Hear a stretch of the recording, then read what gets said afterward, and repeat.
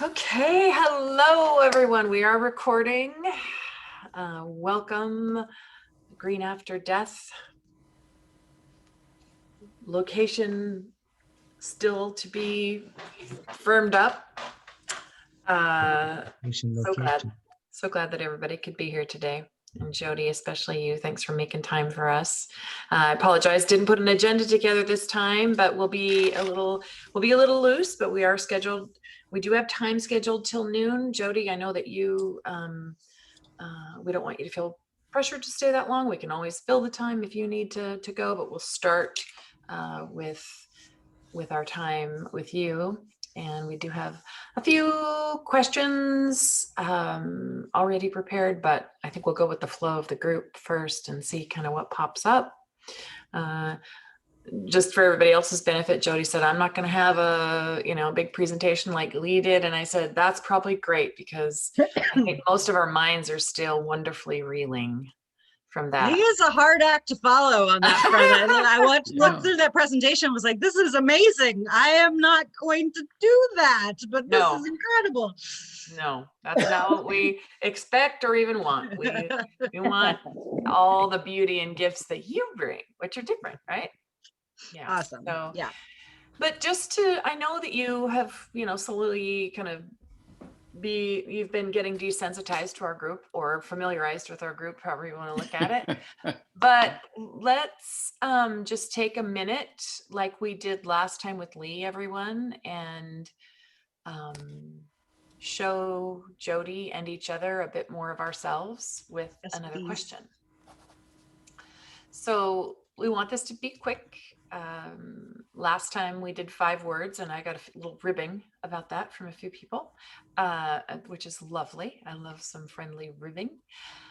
But as succinctly as you can, I would ask that if tomorrow a potential place for a conservation burial ground in some not so far away place from Thurston County or Grays Harbor County or Mason County or any of those places, if a place were to arise that could work as a spot for a conservation burial ground, what qualities would you think were most important to have there?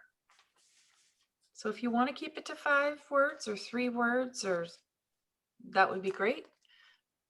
But mostly we don't need to go into long drawn out detail, but just what qualities would you think were most important to have in this place that we are imagining? So just take a few minutes, or not a few minutes, a few seconds.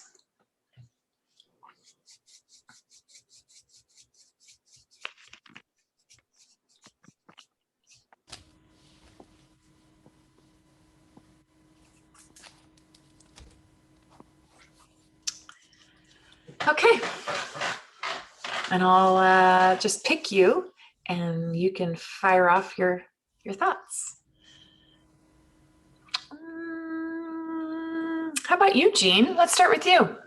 Okay, so born and raised in Portland, Oregon. My father was a biologist on the Columbia River, and he started taking me in the field already when I was like 6 years old. So I have a lot of salmon experience on the Columbia. I was even at Celilo when they put it underwater. I was on the Klickitat, the Wind. I know all those systems over there around white salmon. That's just kind of like where I was nurtured. And so I'm really curious about what you have over there in white salmon. So that's my take on it there. Hey, thank you. What about you, Laura? I'm only 2 words in, but I'll just start there. Quiet and awaiting restoration. You said quiet was your first word? Quiet, yeah. And then awaiting restoration. Just thinking about, this stage. At any stage, we're going to be beneficial bodies of living nutrients. So it doesn't really matter what stage, but somehow it feels extra good to help a place get back to itself.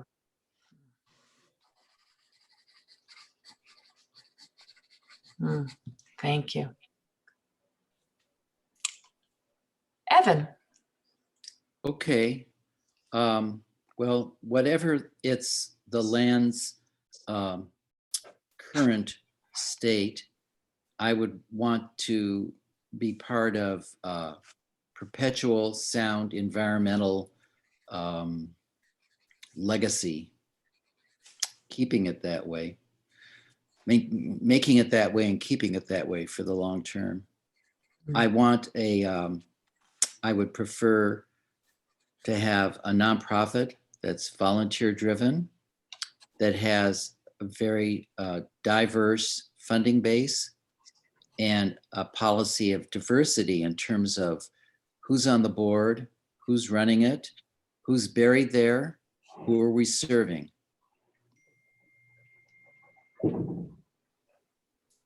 That's enough for now. Wow. I missed the last word. Who are we what? Who are we serving? Serving. Okay. Mm-hmm. Thank you. Leanne.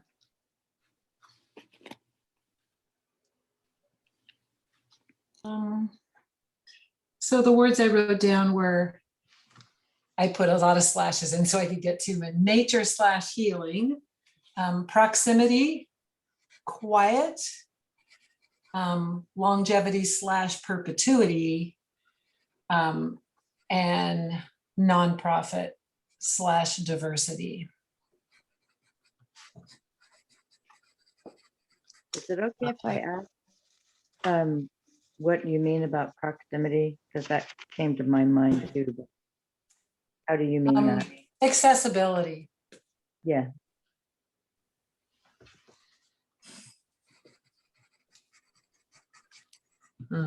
Nice. Holly?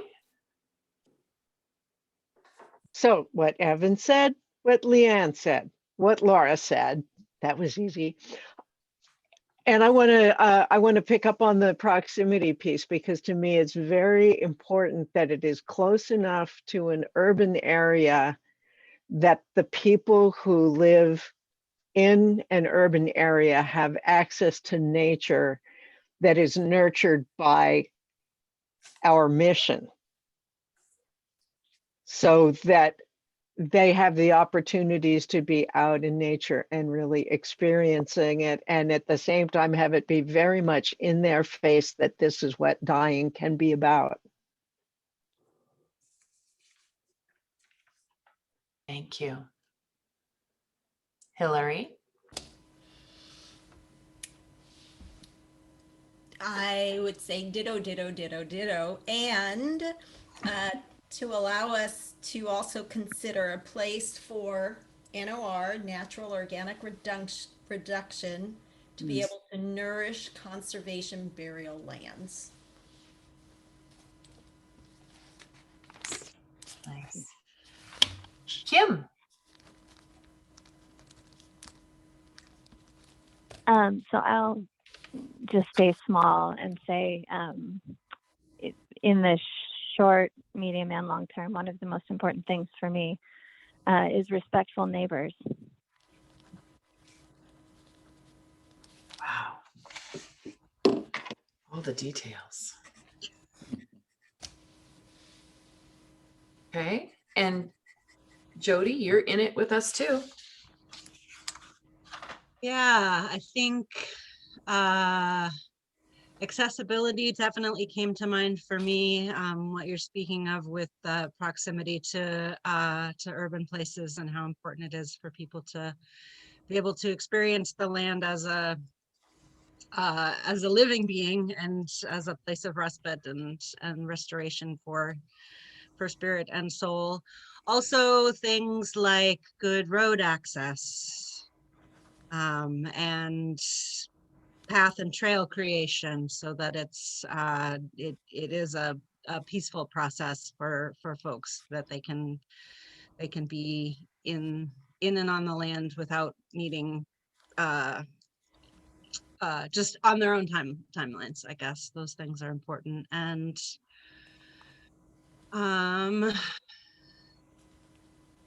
yeah, and good neighbors and widespread community support. Mm. Good. Okay. What did I forget? You. Okay. Well, yeah. Again, ditto, ditto, ditto, ditto. The only other thing that immediately came to mind for me, and it's because of my farm girl roots in Thurston County, is farmland. Certainly not a necessary thing, but for me, it would be an added bonus if there was some, I guess it's not just that it would be a piece of farmland. I guess knowing the history of the land, and like you said, Evan, wanting to restore or be just aware of everything that had come, as much as we could know about what came before, and I mean like before too, is something that, and to teach around that and to make sure that that was a part of the work there, was that everybody knew what had happened there, good, bad, or otherwise. Thank you, everybody. Wow. What a valid, that was, again, Hillary planted that seed about that kind of approach to coming together. So thank you, Hillary, for bringing us those things. Okay, and with that, you all had the link to Jodie and to White Eagle. So I'm just going to let you take it from here, Jodie, and you let us know how you would like the interaction to be, whether it's you want to kind of give us a little bit and then have questions, or if you just want questions to fire during your time, you tell us. Thank you. Yeah, well, and I don't have a real polished slideshow like Lee, but it might. Oh, Lee's just back from the dentist. I'm on my way to the dentist after this meeting. Oh, funny. I know. Monday dentist time. I do have some slides from a presentation I did for Earth Month with Columbia Gorge Climate Action Network last week. That might be a good way to kind of introduce the land. So let me pull that up, and then I'm just making sure. Yeah. I think I see the share screen, so that should be great. Okay, good. Hang on here. Just to help me frame my thoughts. We'll go here. Hold on. And here. Maybe. There we go. Yes. So I was giving kind of an introduction to what green and natural burial was in general. I was doing this presentation in conjunction with Russell Hargrave, who's starting a green burial ground on his land outside of Mosier and right on the Columbia Gorge. So we did a little intro to the differences between the standards that the Green Burial Council has. And then I talked about these two websites that we've been working on for family and community directed death care, the Oregon one and the Washington one, which didn't show up here. And then Conservation Burial Alliance resources. So White Eagle, as you guys may know some or much about, is part of a 1,138 acre land stewardship organization, nonprofit called Sacred Earth Foundation, which runs land-based programs through Econi Ranch, which feature summer camps for kids and school groups and wilderness awareness school and all sorts of different avenues for people to be out on the land. What we're looking at here is Rock Creek Canyon, and it's a feeder into the Columbia River. still does have some native steelhead population in the river, and is just a beautiful place in general. Speaking of the before time, the Kamiltpa, the Rock Creek band of Yakima Nation, were and still have a longhouse downstream. So we've worked with them in some capacity to do like steelhead studies through Yakima Nation fisheries and things like that. And that continues. Speaking of diversity, that feels like a place where our organization is really trying to reconnect some threads with those very traditional people of this land. This is the map. So we're out in the boonies, which means it's not so easy for somebody to take an afternoon and come just wander the land. And I'm excited for, I was thinking about Larkspur Conservation. They're outside of Nashville, Tennessee, and they have, people can wander. There's a trail map, and they've really noticed a lot of visitors during this last year in particular, people needing that connection with nature. This is the Econy Ranch Valley. My cabin is in this stand of trees behind here. And I used to host burial receptions there. It's gotten a little more tricky with COVID times. We've been having folks more picnic out by the parking area. This was the original 165 acres, purchased in the early 1970s. Started running summer camps for kids in the late 80s, early 90s. The green areas here is Sacred Earth Foundation land, and then this is the cemetery here. Can you guys see my pointer? Yeah. Okay, so when the founder of this place died suddenly, it had been his life work to, as you'll see, these are all individual parcels acquired over the course of 40 years. His neighbors had a sort of like, if you're selling, I'm buying, and land out here is pretty cheap. And he had a community that could engage in fundraising. And so with the help of many hands over the years, the Sacred Earth Foundation stewarded lands grew, and it was his wish to be buried out there. And so we went through a very fast-tracked kind of, I don't know if I would call it desperate. I wasn't there for this part of the process. This was pre-me. There were 5 founding stewards who really rallied to take on permitting. Because we were a nonprofit, we could raise the endowment care fund monies fairly easily, and not easily, but there was impetus. There was a real strong community drive to make this happen. And we're able to designate some of the acreage that we had already in stewardship to be White Eagle. So the actual land of the cemetery is mostly ponderosa pine and Gary oak, with a wildflower meadow in the center of it. It had been cattle had been on this land before, so there was some restoration to do and a lot of fencing to remove, and we know, and I notice in some places in the cemetery like that footprint lingers more than in others. What we did was lay a grid over that 20 acres, and this lets us give people site numbers and file folders and a system for tracking where people are on the land. There are the corner post markers at each of these sort of intersections. So this would be B4 right here. And this would be the B4 section. And in any of these sections, there are 36 potential 20 by 20 foot grave places. And I say potential because in any given 20 by 20 section on this grid, there may be a clump of oak trees or a really big ponderosa pine that we don't want to bury somebody too close to the root system of. So this is helpful for that one part of the brain. But what I tell people when I walk us out on the land is that what we're working with is the forest. We're working with that actual landscape. And that's, so, it's not rows of graves. It's this person wants to be buried facing the meadow. This person wants to be buried facing the canyon. We need to prepare the actual place over here far enough away from the tree roots that we're not going to do damage, that sort of thing. We're not going to plant people in the meadow.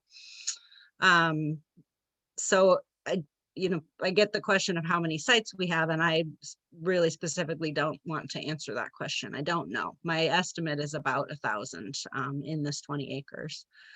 And there's a conservation easement on this land. That was definitely a process to go through, but was, again, for us, because we were a stewardship organization already, was an easier process. Some shrouds and caskets. This is what the meadow looks like. I think this is in the fall sunset. So, lovely spot. We are digging graves by hand. And sometimes that's easier than other times. One of the things to consider when you're looking at land, and it's hard to tell. I mean, there's a sort of, maybe there are professionals who do this kind of like coring work. But as I've gotten more familiar with this forest, I now know, oh, there's a vein of clay on this part of the hill, and it's huge rocks over in this area, and oh, this is more soil based. So digging a grave by hand can take anywhere from 4 to 16 hours, depending. And depending some on whether it's a person who's really knows their way around a shovel and a pickaxe, or whether it's a family who's coming out to prepare a grave ahead of time, and that might take them a bit longer. And again, what the conditions of the soil are. So it's hard to see in either of these pictures, but once we've prepared the grave place, and I try to ask what the dimensions of the burial vessel are going to be. That's one of my primary questions to either a funeral director or the family, or the point person, community point person, so that we're preparing a place that is just big enough, and if it's a casket burial, we want to square the sides. If it's a shroud burial, it's more like an oval. And then we're digging down between 3.5 and 4 feet deep, depending on if it's a shroud or a taller burial vessel. And then laying, we call it biomass. So for us, it's ponderosa pine needles and Gary oak leaves at the bottom, kind of making a little bit of a nest. And then this is a summer burial. I went into the garden and picked a bunch of flowers, and this is a winter burial, and was working with what was on the land. And then sometimes family will come out ahead of time. This fella had brought a bunch of, I can't remember if this is forsythia. It's just gorgeous. It's this huge armful of, he said he'd gone to a park like late at night and had done some foraging. But so you can see a little bit here. I'll try and make like distinct mounds. When we're beginning to prep a grave, we'll pull the topsoil layer off and put that in its own place, and use that as the last layer back on top of the burial mound. We spread the mounds out in part so that more people can be involved without stepping on top of each other and wielding shovels in a way that feels safe. And then so this would be the biomass on top here. And I find this, the decorating and the making of beauty is really an important part of my process in preparing for a burial. Like that gets me grounded and centered and kind of ready to greet people. And it's also softens that first experience of approaching a grave, because families have often have what the stereotype is in their head with the astroturf and and those sorts of things. And this is a very like tangible kind of kinesthetic thing to walk out and see a hole in the earth. So there's that. This is the procession for that burial from the photo we just looked at. We are using this wheeled cart, which is hand drawn. There's another picture of it. And this lets us get pretty much anywhere we need to in the forest without leaving too heavy of a footprint. some places like at Prairie Creek, you guys talked with Freddie, they've got a golf cart and a truck that they'll bring out with their like grave digging frame, and that can be very helpful. We found that this soil is really sensitive to tires.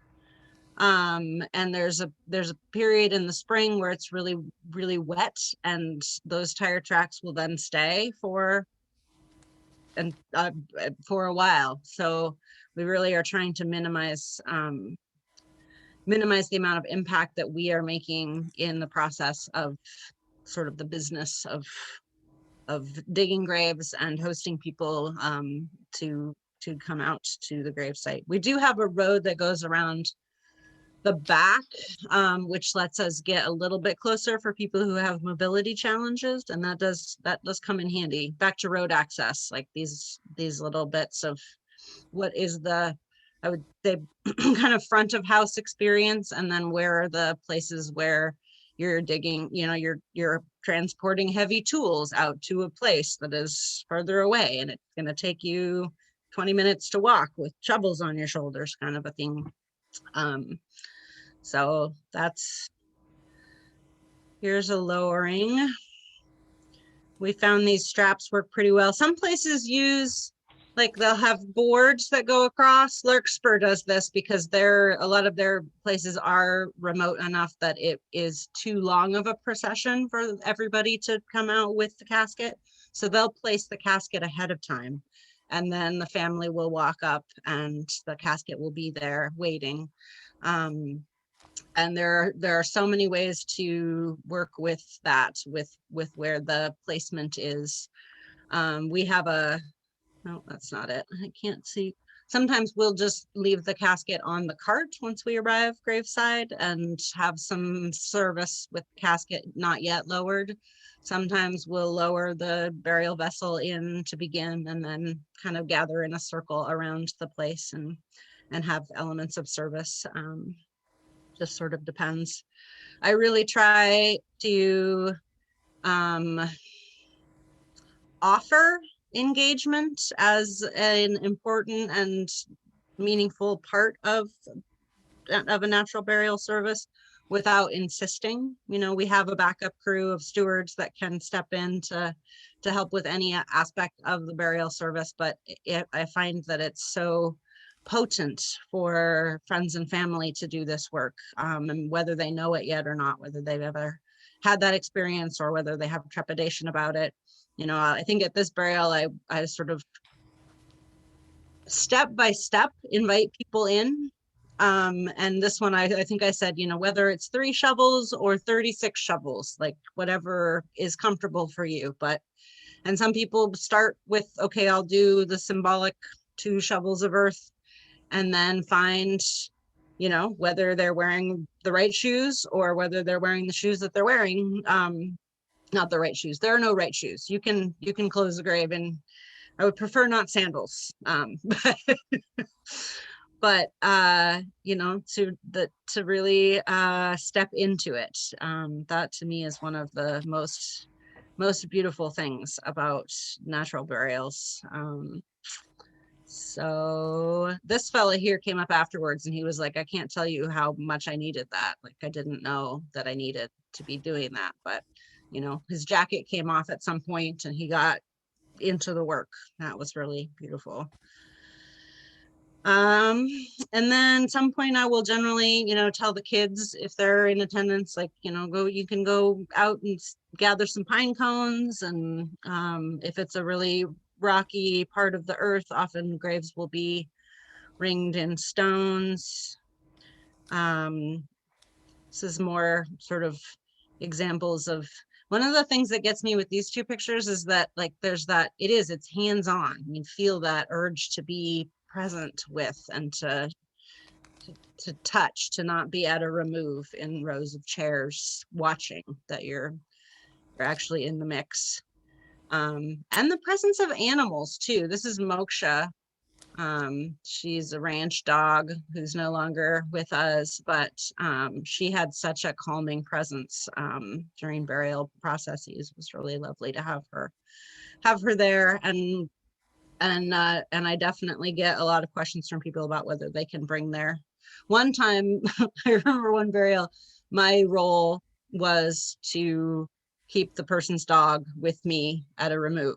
Like that was how I could best support that burial. The family could handle all of the rest of it, but the dog was really wanting to be in the mix. So I just sat back with the dog and because the dog was responding really strongly to, to the burial of his person. So here's one grave mound on the edge of the meadow, bunch of stones. So we'll put the topsoil back on kind of by hand in clumps and then layer that over with another layer of mulch. We do have a really custom native seed mix at this point, but I have found that there are enough, there's definitely cheatgrass seeds in the soil that pop up, and weeding and maintenance is a thing definitely to incorporate into your operational schedule. But with good mulching, often this topsoil has lupin and yarrow seeds that will take off on their own. So kind of depends on what season the burial was happening in. There's a couple more graves. And then often after the service is completed and the sort of mound is has a feeling of rest to it, we'll head back out to the canyon just kind of for some contemplative time. That seems to really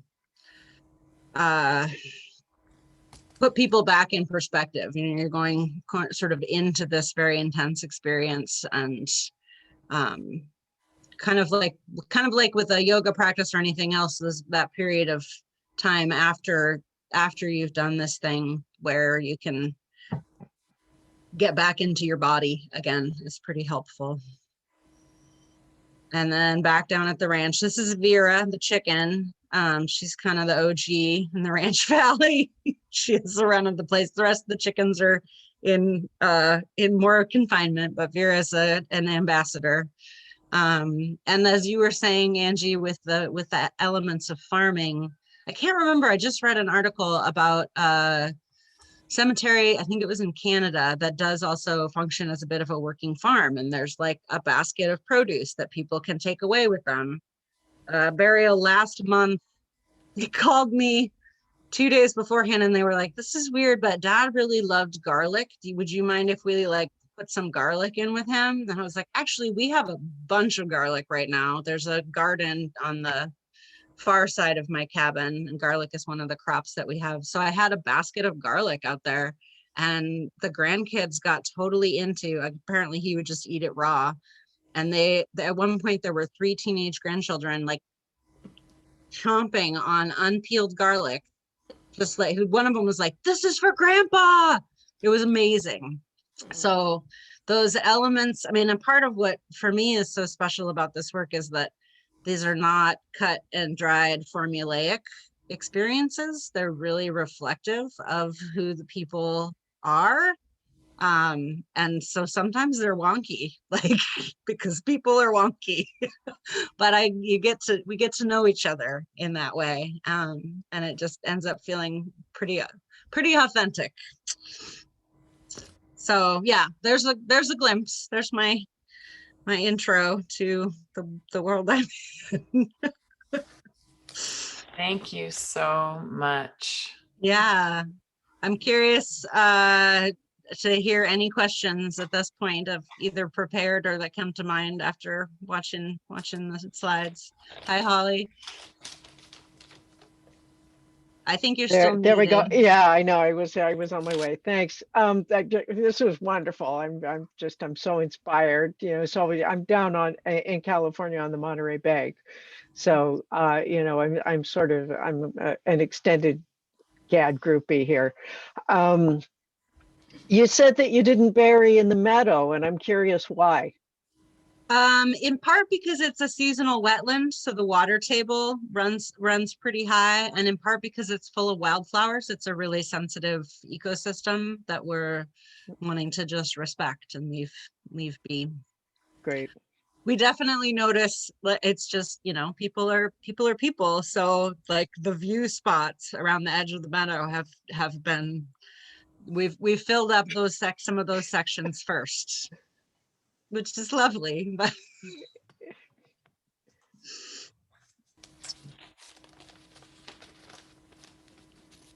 any other questions come So to how mind? far away from tree roots do you have to stay in order to?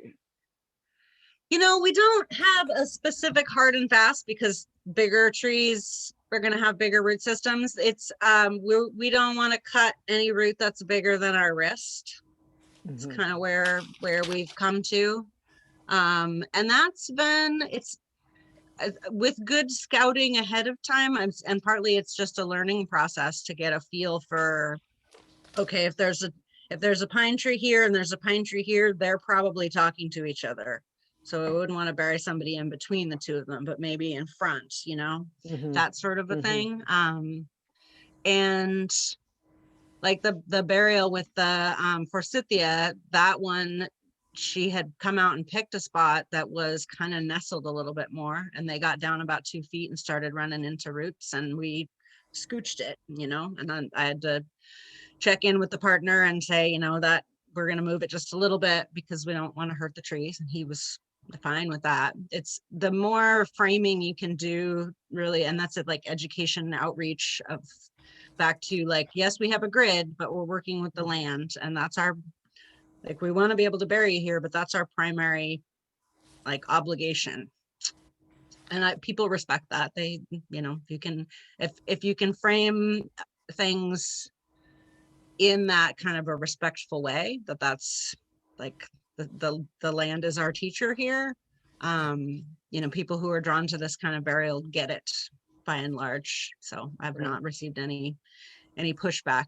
We have needed to move a couple of graves, you know, and as we were preparing them, but Thank you. I was wondering about seeds. Made me just wonder about whether that you have had any reason to be concerned about introducing non-native plants with the seeds.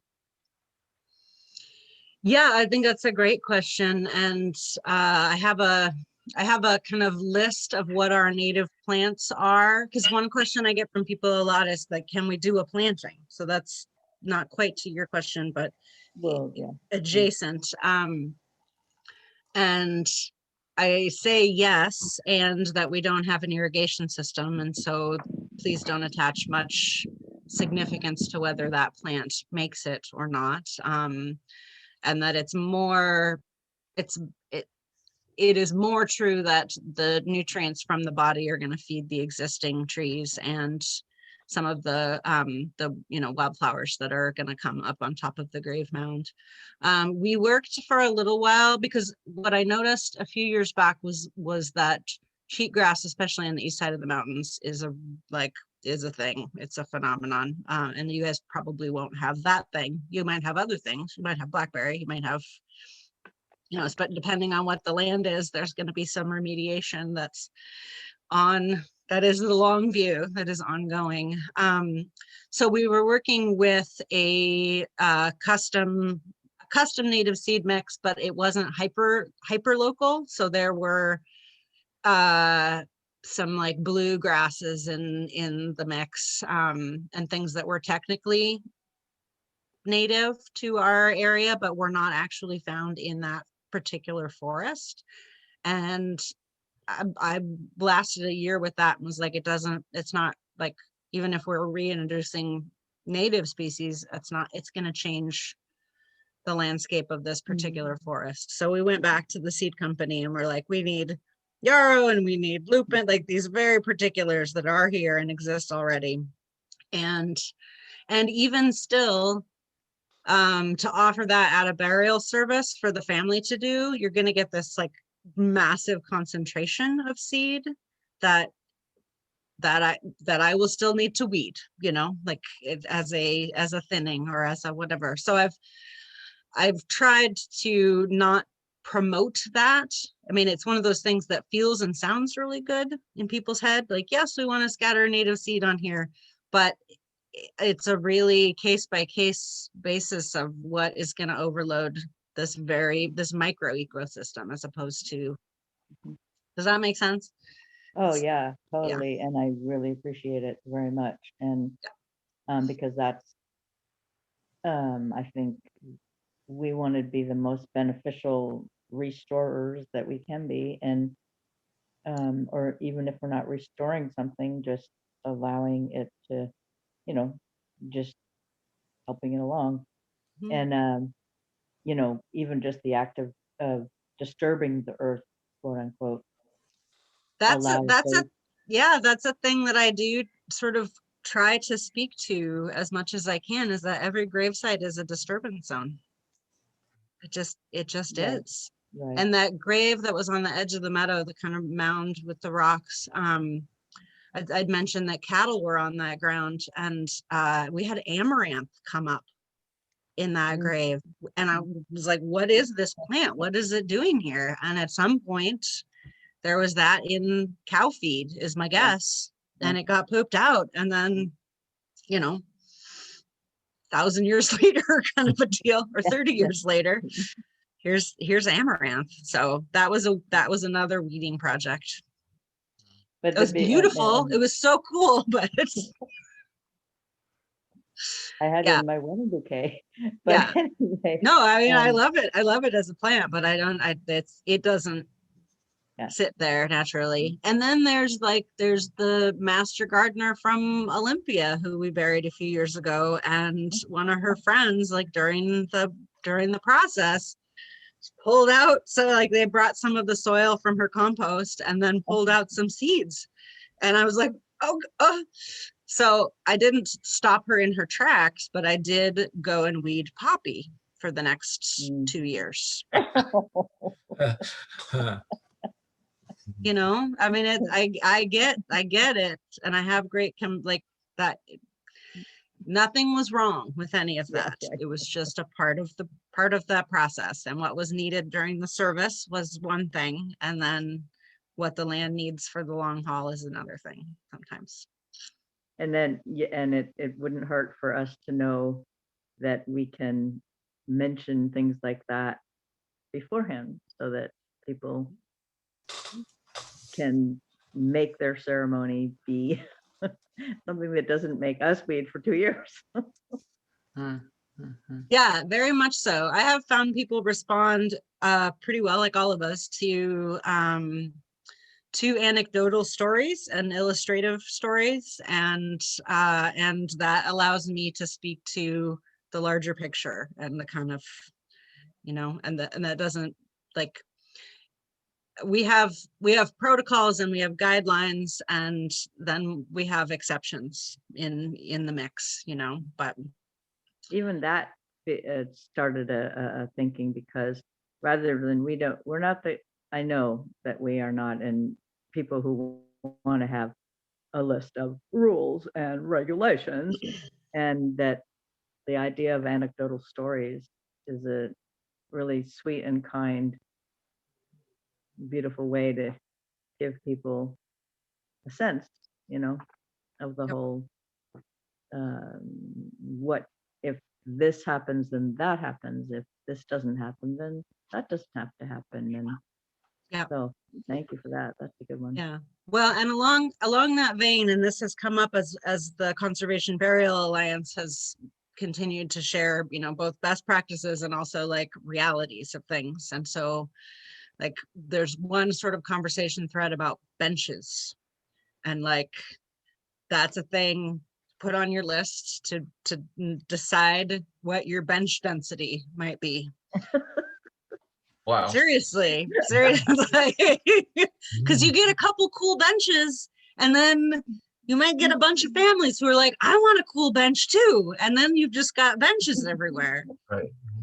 So like we have 2 benches, and I take people to them and say, like, this is pretty much like, maybe if you did a little like low wood thing, maybe, but like it's people get inspired by the examples and by the stories, but also, you know, that allows me to say, like, we're really, like, for the same reason we don't want tombstone style marker stones, like we want people to just continue to have the experience of being in a forest. So we don't want a forest of benches. And Yeah.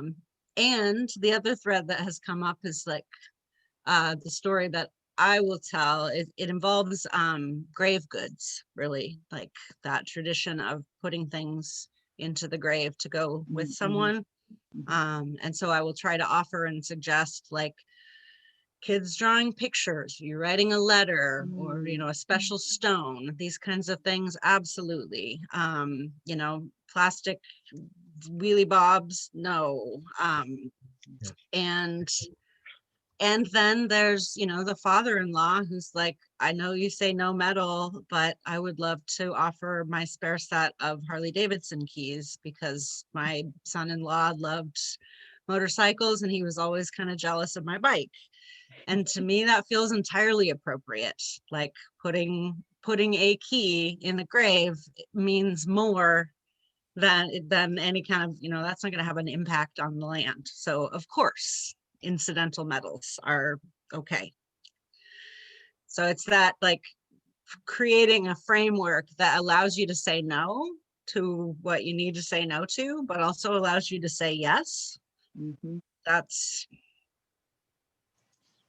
in the, like, in the daily operations piece of all of this. That's just and in the like, where are you coming from and how are you relating to people? That's kind of crucial. Yeah. Jody, Kim has a question about the understory. Yeah, I just indicated in chat so that people could continue those wonderful lines of thought. And my question was, I know that not only are Eastern Washington and Western Washington forests biologically very different, but wildfire management, I understand, is very different. And I noticed in the images that you were very kind to share that, at least in those images, there really didn't appear to be much of an understory, of understory plantings. So like on the west side, up in the, like near the Olympic Peninsula, there's a lot of salal, there's a lot of, you know, flowering dogwoods, things that are anywhere from 12 inches to, you know, 6 feet high. So are you performing management activities to keep an understory down? Can you talk about that a little bit, please? Yeah, absolutely. Our primary understory plant is called antelope bitterbrush, and it's in some of those photos, but it's got this strange, except for the 3 weeks in a year where it blooms beautiful yellow flowers, it's just this sort of spiny, woody, can be huge shrub. It's native and it's good forage for deer and protected for smaller creatures. And it's not in balance in all of the places in the forest. So we have done a significant amount of ongoing bitterbrush thinning, and have been working with DNR on a fire management contract for the last 10 years, where we're doing thinning of the trees and limbing up and bitterbrush removal. And then, but other than that, the understory is primarily wildflowers. It's balsam root and yarrow and the lupin and all of that. So I think on the west side, it will look different, and both for like preparing a place for a grave and also just for maintenance of if it is a forest that you guys end up finding for the land. I'm thinking about there are a couple of conservation cemeteries in the southeast that are doing a lot of prescribed burns because they've got a lot of like grass, and like there's one in Florida where they will go and like mow their way out to where a grave place will be. And they know that like in the yearly cycle, those grasses are going to come back up again, you know, and you might not be able to see the grave unless like the family's coming out to visit, and then they would mow it again.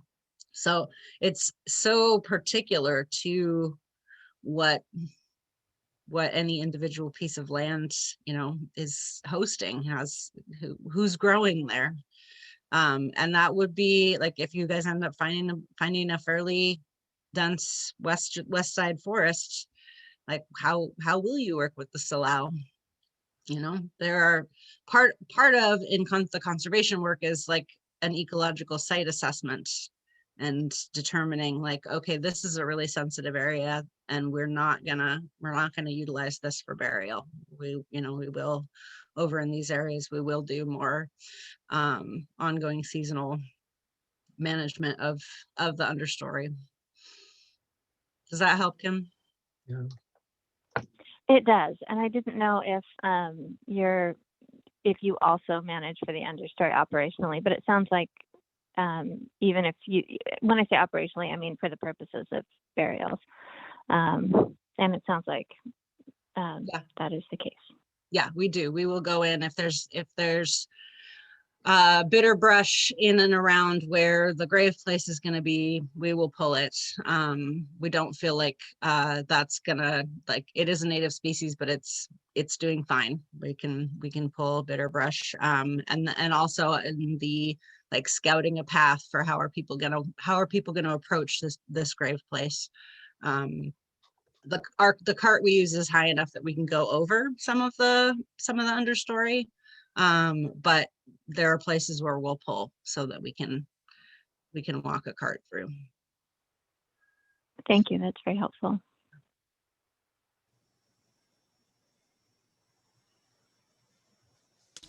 I have a few questions. So you mentioned a 20 by 20 foot plot, and yet the actual grave is fairly slender.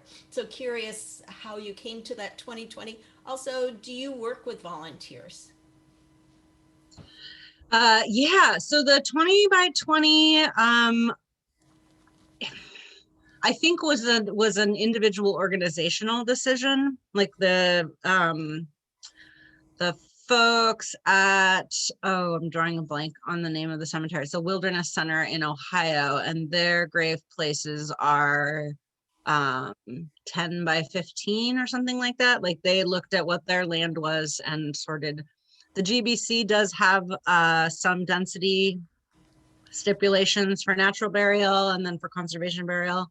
In our case, we're just looking at it as low density burial. So in any of those given sections, we're not going to bury more than 36 people. And what that looks like on the land may be 2 sites in a fairly open area that a couple has chosen, and we're going to bury them fairly close to each other on either side of an invisible line in the forest.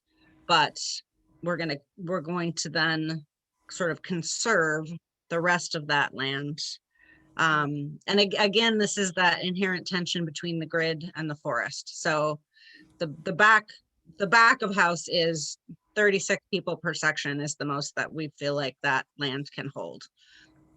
The front of, like, how we talk about that with people is like, well, we put a grid out here, but I would say there are in no cases is someone buried directly in the center of that 20 by 20 space. And in many cases, somebody's buried, like this on a 20 by 20, because we're working with the land. And so, they're mostly in A3 number 6, but a little part of them is in A3 number 7, and that's okay. Like, does that help on that front? Okay. Great. And it's a thing that I am continuously speaking with the primarily volunteer support crew that I have, because it is a way to wrap your brain, like the brain has to wrap around this a little bit. And we had an office admin for a while, and it drove her nuts that the graves were not, directly, like the graves were not contained, kind of a thing in the grid. And so that's real. Like, 'cause some people have brains that need more structure, and that was really tricky for her. I have but the baseline understanding is like nothing is wrong here, that this, that this grave is not completely within a grid site. It's okay. And talking with volunteers about like really putting your land eyes on and assessing where this, where this grave needs to be in the little mini climate.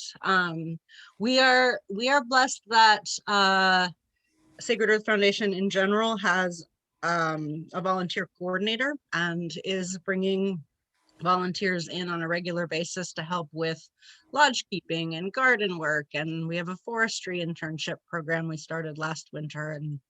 And so for the first 4 or 5 years that I was doing this, I was working with a groundskeeper, Bob, who's one of our founding stewards. And, he mentored me and trained and introduced me to the land and trained me in a lot of the grave prep and burial service work. And he's since retired. And so I've been working more with seasonal volunteers. Or this year I've got 3 different young women who they want a cemetery internship.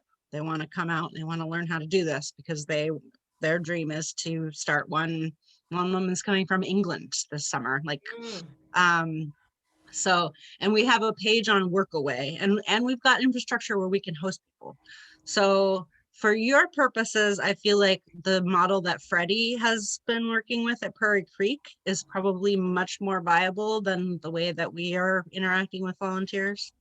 And they really I'm sure he talked about it, but like they really have a champion of the grave digging crew, and they've got a logo and shirts and like a community email base, and that I just love as a way of rallying people, and of building a real strong group of community support. I've been a little bit more like there's who's on the land, who's at Coney at any given time that has willingness and capacity to help with grave prep in particular, but then burial service support as well. But I also have over the years, like mostly it's just people who are like, I want to learn more about this work. I'm like, great. Do you want to be on my call list for burial service support? And so like one of our board members, who's in Hood River about an hour and a half away, she's game. One of our ex-staff members still comes out to help. So I'll just sort of, I get the feel from the family or the community that I'm working with about how much support they need from us, and then who intuitively might be good to have at the table, so to speak.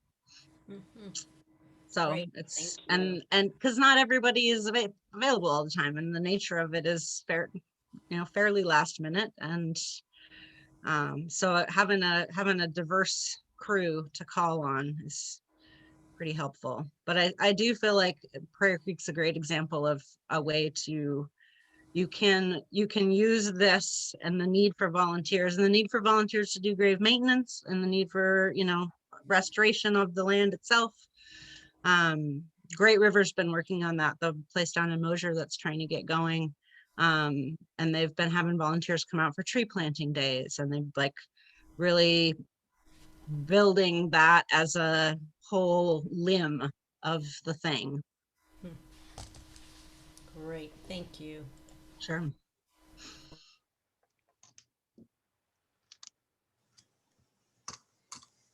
Angie, I see your mouth moving, but you're muted. I don't know if you're talking to us or another place. You never know with me. I talk to myself a lot, but I was talking to you. Thank you. Thank you for seeing my mouth moving. 11:33 is just doing a time check for you, Jodie, in particular. You all right? Okay. Yep. Okay, great. Great. Holly? Yeah, go ahead.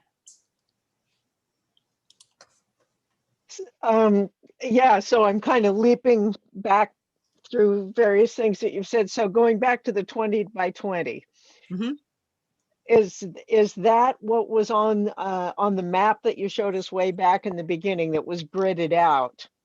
Is the big box on that the 20 by 20, or is it the little guys inside the big box? The little guy's inside the big box. So there are 6 20 by 20 spaces across and 6 20 by 20 spaces down. So 36 sites in the section, except for the top section, which only has 18, and I don't know why, but and partly that scale is really helpful because I can see from one marker post to another marker post. So when we go out, stepping back a minute, if I'm leading somebody on a tour, they're coming out to, they're pre-planning, they're figuring their things out so their kids don't have to, or they have a diagnosis and it's time to get real about what they actually want. And we're wandering around in the woods. And I'm pointing out like a little bit about the grid to show them the map ahead of time, and then they find a tree that they love, and or something calls to them, and we put down some pieces of wood. I mean, I'm like, what direction would you like to be? Sort of getting a visual sense of this. And then I tell them, okay, I'm going to go back out and I'm going to grid that spot, and I'll send you an email with that, what your site number is. And then me and or a group of people to help. It's nice if there's a couple folks. We'll go out and find the nearest section marker, little wood thing that says B3 on it. And if it's just me, I tie a tape measure around around the marker pole. If I get a good double knot at about 2 feet, so I do the math of subtracting that 2 feet, and then I find where B4 is, so I know what my angles are, and I walk toward B4 from B3 until I get just past where that grave place is, and then often I tie the marker tape around a bitter brush bush, and then I walk again at an angle, and I have a clipboard, which is my working pencil bit that has section by section.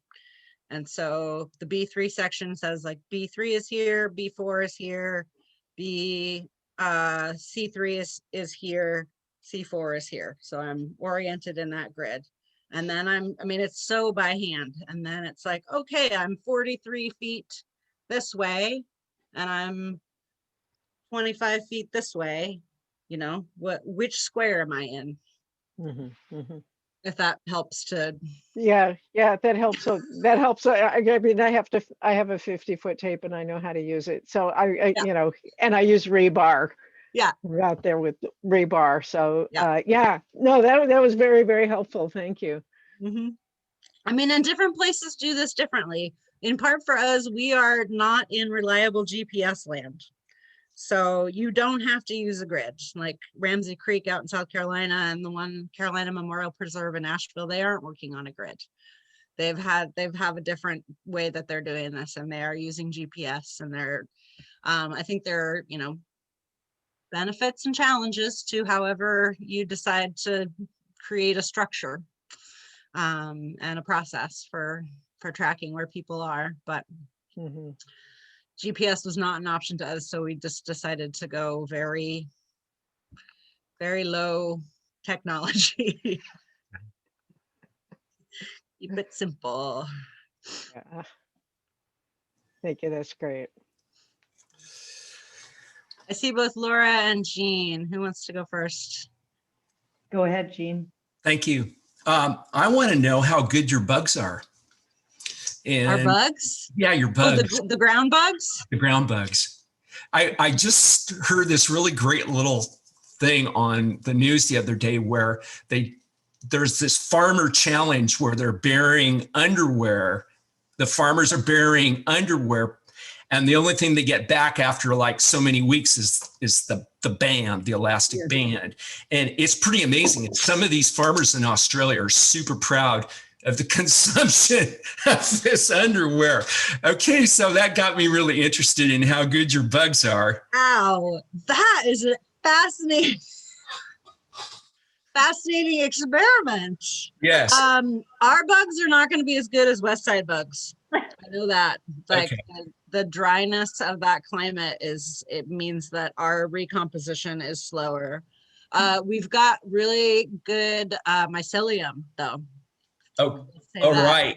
All right. So if you got buried out there, it wouldn't need it. I've been dreaming about getting this mycelium mat and having it, with me when I go out. So I was thinking, well, that's great. If you got great mycelium going, that might be not such a big deal.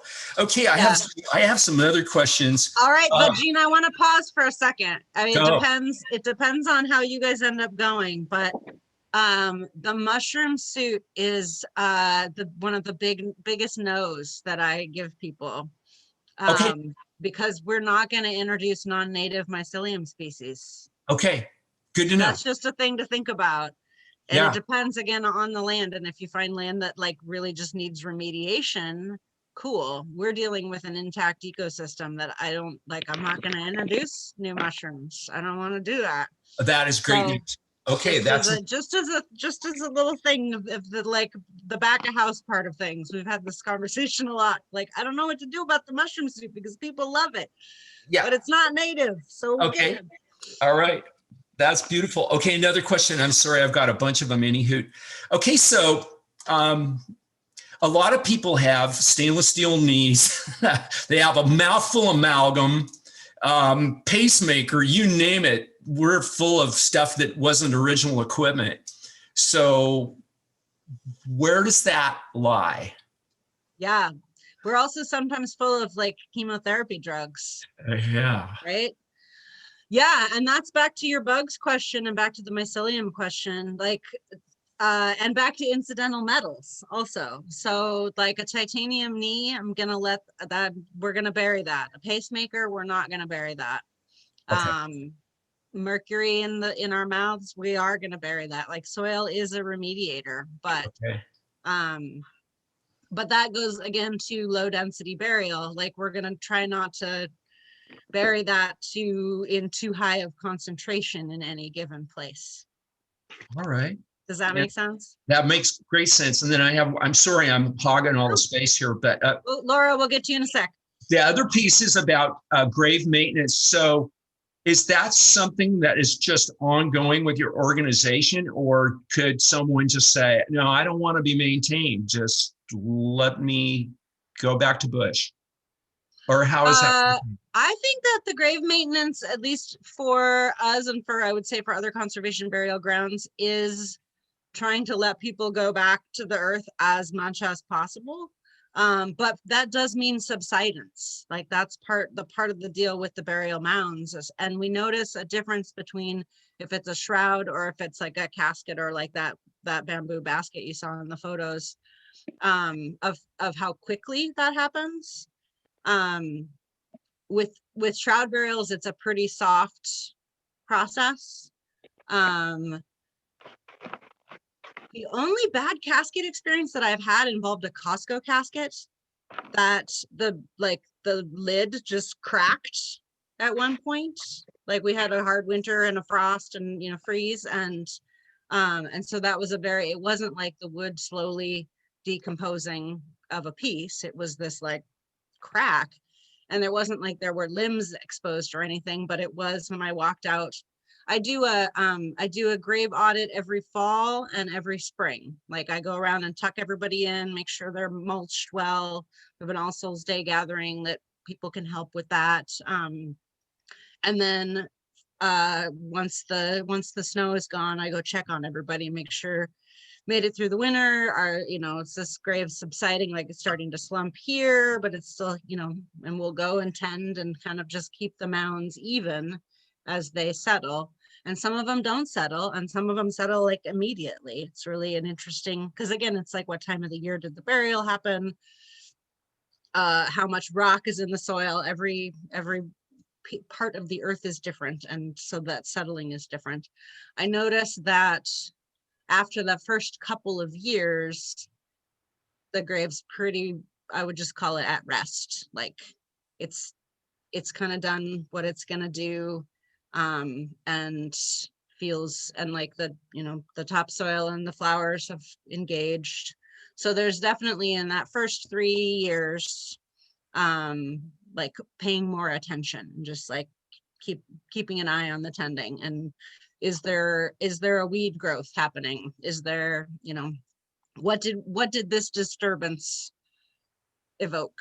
And then it's, we just walk by and say hi, you know. Don't need to interact with it as much after the settling has happened. Okay, very interesting. Thank you. Mhm. Hey, Laura, do you still have your question?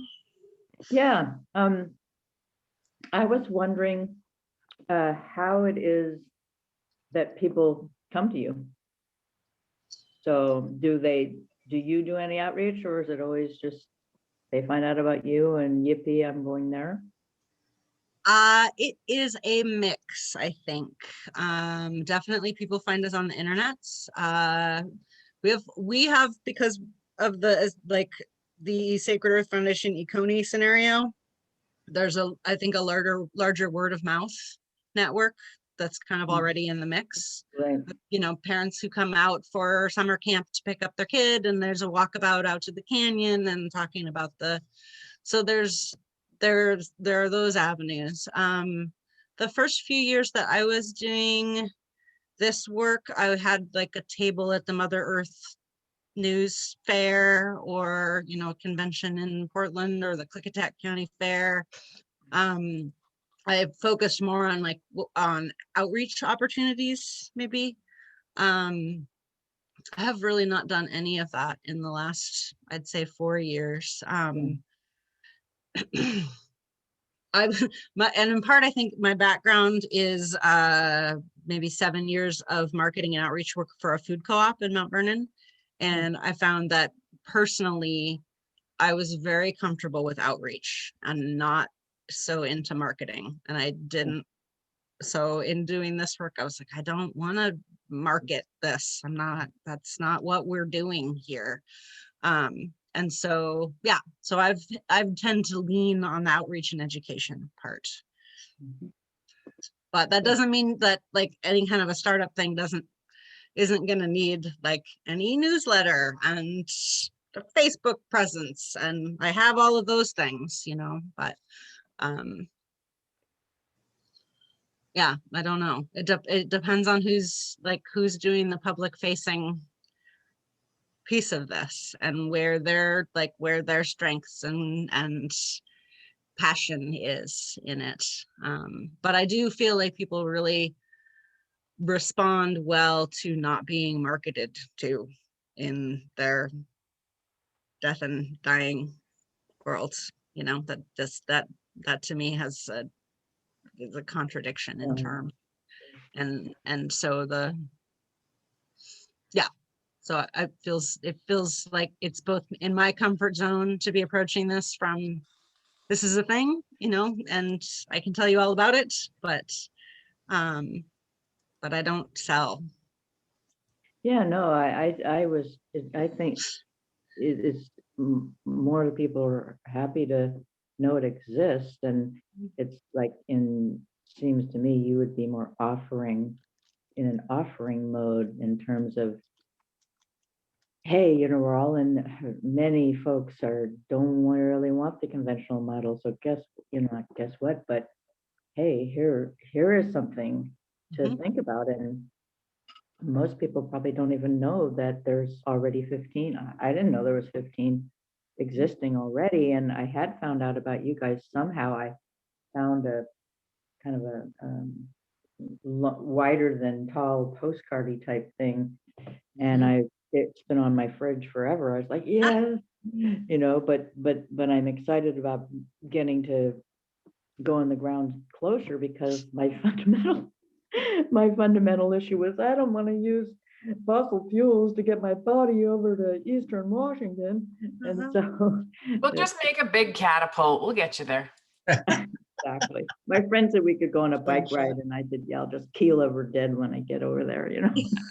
But anyway, so my question was kind of more qualitative, which was that, no, marketing, yuck, but in many ways, I don't like it, and I feel weird when I get a postcard in the mail. It's just like, ugh, go away. But I just was curious whether it would seem to me like, once you got the ball rolling in terms of, the nucleus of people that started it, and you had that foundation, and then the word just goes out. And then I was just curious if, if a lot of people, I mean, enough, you have to have some burials happen, right? In order to keep financing going. I mean, so I just was wondering how the ball started rolling, and is it now just great because there's enough word of mouth that it just rolls on its own? Yeah, well, and our cemetery did not start with a strategic plan and a marketing plan. Like, it started as a reaction to a tragedy, that was, everybody was trying to honor Ray's wishes. And so, like, I think the first year there were maybe 4 burials, and it was not a fast, like, success story sort of a deal. And still, like, without, how do I put this? Like, we are a component of this larger nonprofit's work. And there have been, board members over the past are like, we could use cemetery monies to fund like all of the SEF projects. It's like, no, that's not. There's a really lovely balance that happens here. And yes, like, monies from cemetery site purchases go into the larger coffer, but I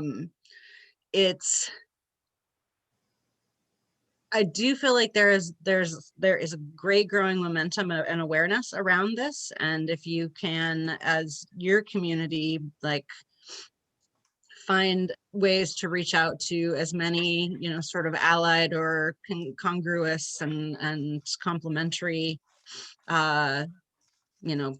master gardeners groups, and, like, who are your kindred, or adjunct folk, just to let people know, that then you do get to build that word of mouth, and the ball does keep rolling on that front. Thanks. Yeah. Evan, you've been so quiet. Please go ahead.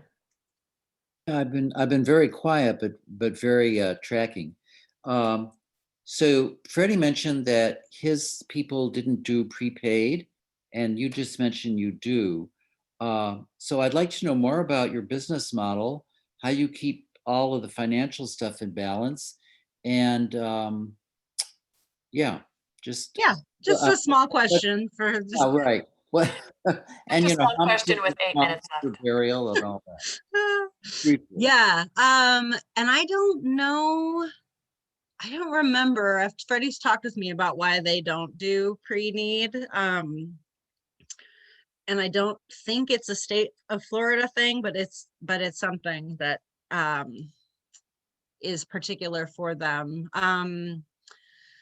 The way that it works in Washington is you need to apply through the Department of Licensing for a pre-arrangement. I think they call it an exemption, which is odd because it's in the more conventional world of this, it's like, are you pre-selling vaults or crypts or burial containers or sites? And so we have a pre-arrangement account set up at the bank. And I frame it to people like, you can pay that ahead of, that's for, because they're a C13. Thank you, Holly Blue. Yeah, that makes sense. And we are a 501c3. And so it's a different scenario. So we are able to sell sites in advance, and our sites cost $2,500 for the site, and then an additional $250, which is 10% of that site cost for the endowment care fund.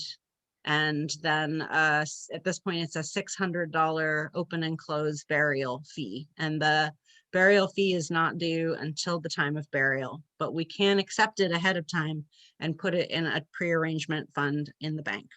So what that means for, like, what that looks like, if somebody comes out, yes, I want to buy a site, I'm just going to pay in full for everything. I just want to take care of it, so we don't have to think about it anymore. We receive a check for $3,250 or credit card or whatever. And then we transfer $250 of that into the endowment care fund and $600 of that into the pre-arrangement fund. Somebody comes out and they want a site, but they're going to be on a payment plan. They give us $500 as a deposit. And then we've set up an ACH with our bank to do automatic withdrawals. Some people are on a Square payment, monthly or yearly. We've tried to keep it at that so that we're not trying to keep track of too many like quarterly. But some people are like, yeah, I've got $500 right now. I'll have $1,000 for you next year. And you know, like we're fairly flexible in how those payment plans work. We've set it up as a 3-year. And then with exceptions, we have one woman who's paying us $20 a month for as long as that takes. I'm not advertising that. I'm not telling people that that's a thing, but if somebody like needs a thing, we can accommodate it. And in that case, we are receiving monies until they have paid in full. And then once they've paid in full, then we're transferring $250 to endowment, transferring $600 to pre-arrangement if they're paying that. Some people don't want to. They're like, nope, I'm only going to pay the $2,750. We'll wait and pay the $600 later at the time of burial. And then when someone dies, if they've got a site with us already, then we transfer the $600 from the pre-arrangement fund back into our checking account, and that comes. So that's sort of the basic money management logistics of it. So how much of your operating budget, or whatever you call it, is payment for services, and how much do you get from donations, and if you do any other fundraising? It is tricky for me to answer that question because of the complexity of the organization and that we are in a $2 million capital campaign right now for the org. So I'm going to, I think, just speak to the specifics of White Eagle. We started, I think in 2017, we started what we call a conservation fund, with that express sort of earmarked purpose of both maintaining land in stewardship and conservation, and also acquiring more parcels. Back to the good neighbors point that somebody brought up. We're in a pretty rural area, and there's some folks with off-road vehicles of the like Confederate flag waving kind that are nearby. So it's become, again, a priority to try and both like conserve high priority lands that are along Rock Creek or Oconee Creek, but also like who are our neighbors. So the Conservation Fund information is up on our website, and we talk also about legacy giving, and like, you know, as you're thinking about death and dying, maybe you want to put us in your will. And then there's a little, I think it's like 2 lines in small print at the bottom of each site contract that says, you know, if you'd like to donate to our conservation fund. We have a conservation fund donor trail, which is basically each year, everyone who has donated $1,000 or more to the conservation fund, their name goes in a metal sort of plaque on a rock, and that is heading off toward the canyon from that White Eagle gate. So that's been kind of a way to frame. We did have one burial for a young woman, and her community was really like, how do we you know, in lieu of flowers, please send monies to, and they set up a, oh God, there's so many technology platforms. It wasn't Caring Bridge. GoFundMe type thing. It wasn't GoFundMe either, but it was a page where people could donate in honor of Michaela to White Eagle and Oconee Ranch. And that it did end up raising like 15 or 20 grand. It was kind of a beautiful phenomenon. That's not regular. I would say that's, and the vast majority of people do not like, yes, I'm paying 3 grand for a burial site. Oh, I'm also going to put in $1,000 for the conservation fund. That's not typical. I would say inquire along this avenue more with the Prairie Creek folks, because they really seem to have a robust Friends of Prairie Creek donation program. And I don't feel like ours is like, it works within the context of our larger organization, but I would pick their brains more for how that has been successful. So you don't have a set aside fund for helping subsidize people that can't afford 33. We did begin that a couple of years ago, and call it a community burial fund. And that is up on our, that's up on our website, and I've done a number of e-newsletter mailings about it, and gotten a little bit of response, and have used it for one burial at this point. It's I highly recommend it as a part of the work. But Thank you. Thank you for that. Thank you, Evan. Thank you, everybody. Wow. Jodie, thank you for your generosity and staying with us this whole hour and a half. yeah. We asked this of Lee at the end also. As we move forward, we're imagining that we're going to still have questions and want to bounce ideas off of folks. Is that something you don't mind hearing from us? Not at all. Nope. It's a process. So that's the thing about processes. They bring up questions as you go. Okay. Yeah, happy to provide whatever insight I can and whatever support I can.